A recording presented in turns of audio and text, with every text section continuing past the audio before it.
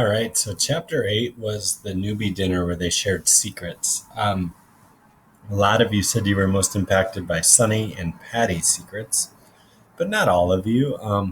If I remember right, Isabella said that she kind of was impacted by all of them, and it was kind of too hard to choose one of them because each of them was powerful. Kristen uh, thought that Lou's secret was the most powerful to her. So there's clearly no right answer in that. But I think we learned a lot about each character there. So moving on to chapter 9. What's going to happen after that? World record for cleaning the dirtiest car. One time in gym class, we had to do this thing for warm up where Mr. Perham made us form two lines facing each other. Everybody had to reach out and hold hands of the person standing in front of them. For me, that person, of course, was stupid Brandon Simmons. His hands felt slimy as if he had just blown his nose into his palms, which he probably did just to be a jerk. After we were all holding hands, Mr. Perham stood in front of the line with his back to us. "This is called the trust fall," he said. "I'm going to let myself fall backward, and I'm trusting you all are going to catch me." "Like stage diving?" Craig Dawson said. Mr. Perham turned around. "Pretty much." For someone about to be all trusted, he looked kind of worried. Shoot, I was worried for him. I mean, I wouldn't trust somebody like Brandon to catch nobody other than himself or Monique. But Perham turned back around, took a deep breath, and leaned back.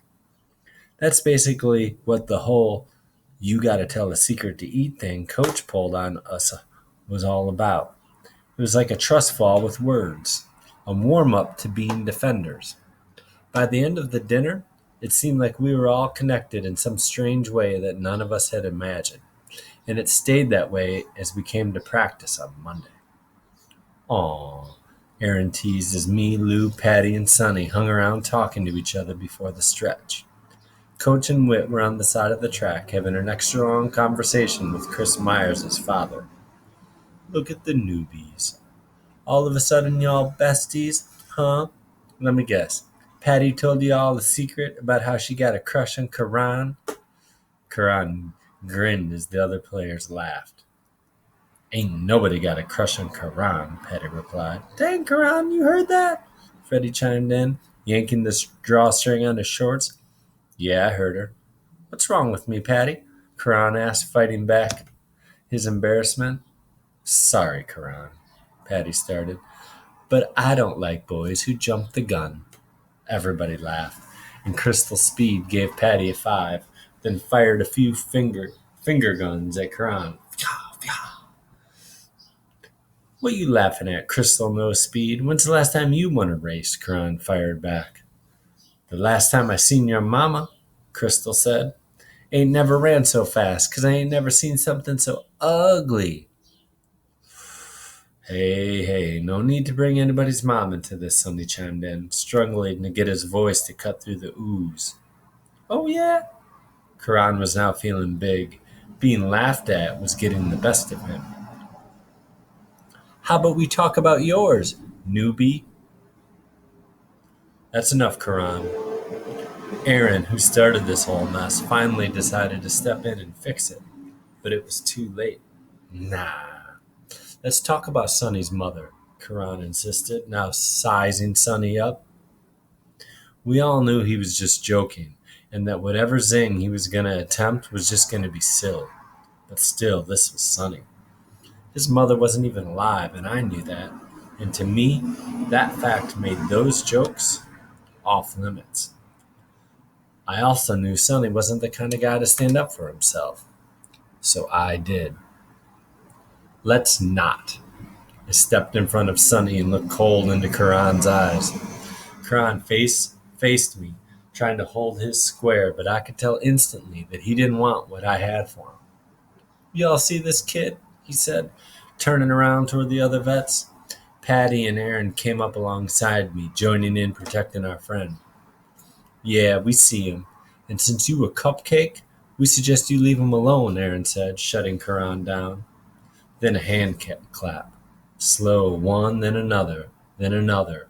Coach was standing with Whit, clapping. "That was fantastic," he said. "Wasn't it, Whit?"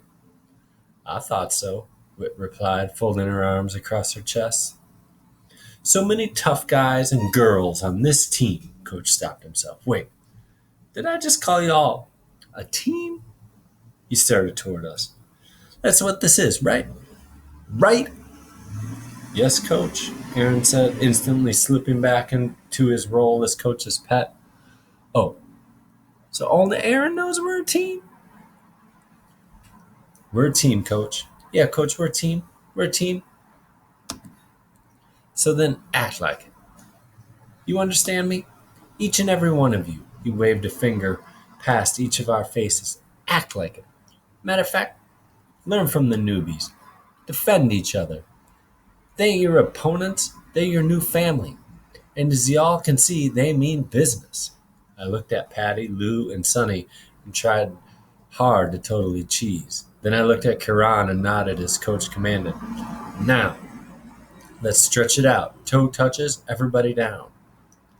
After stretching and warm-up, the sprinters spent the rest of the practice doing fartleks, which sounds like fartlicks. Funniest name ever, fartlick. But it has nothing to do with licking farts. It just means you run 3 minutes at 80% speed and 1 minute full out. Sounds easy, right? Try doing 10 of them. It's harder than it sounds. Way harder. Trust me. On the first few, I was able to keep pace with Lou, Mikey, and Aaron. And on the fourth, I decided to prove a point and turn the jets on. We hit the final stretch, the last 100 meters, which is when we were supposed to run full out. And I must have channeled my inner Usain and bolted to the end.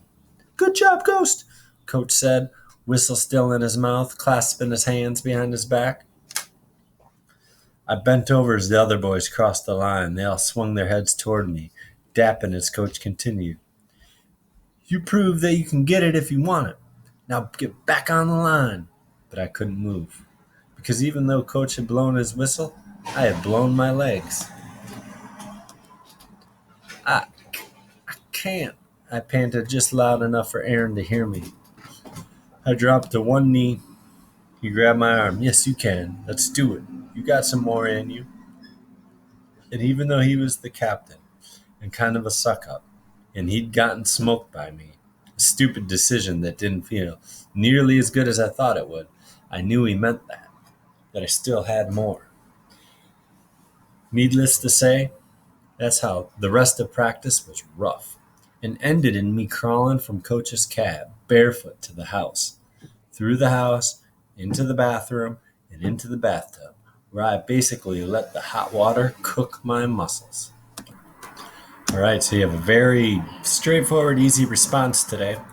What was your favorite part of this chapter? Leave it in the comments. I can't wait to see what you thought. Okay, that's it.